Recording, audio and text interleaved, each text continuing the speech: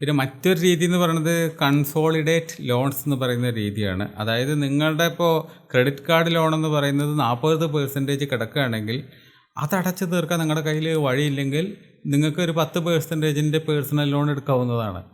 കാരണം അങ്ങനെ നോക്കുന്ന സമയത്ത് പോലും നിങ്ങൾക്ക് 40% കൊടുക്കേണ്ട കാര്യമില്ല. ഈ ഒരു 10%-ന് നിങ്ങൾക്ക് പേഴ്സണൽ ലോൺ കിട്ടുമെങ്കിൽ അവിടെ 10%-ലേ കൊടുക്കണ്ടു. അത് നിങ്ങൾക്ക് പിന്നെ അടച്ചു തീർക്കാം. മറ്റത് 40% ഇൻട്രസ്റ്റ് ആയിട്ട് പോവാണ്. ചിന്തിക്കണം. അപ്പം നിങ്ങൾക്ക് അങ്ങനെയുള്ള ചില ട്രിക്കുകൾ ഇവിടെ കളിക്കാം. പക്ഷേ പൊതുവെ ഞാൻ പറയുകയാണെങ്കിൽ ലോണുകൾ അത്ര നല്ലതല്ല.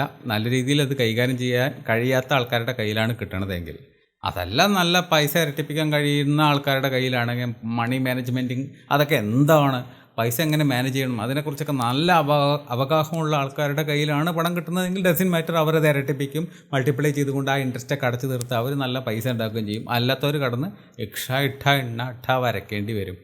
പൊതുവെ അതാണ് ഇപ്പോൾ നമ്മൾ കണ്ടുകൊണ്ടിരിക്കുന്നതും. കേരളത്തിലാണ് ഇന്ത്യയിൽ ഏറ്റവും കൂടുതൽ ലോൺ എടുക്കുന്ന ആൾക്കാരെന്നുള്ളതാണ് പറയപ്പെടുന്നത്.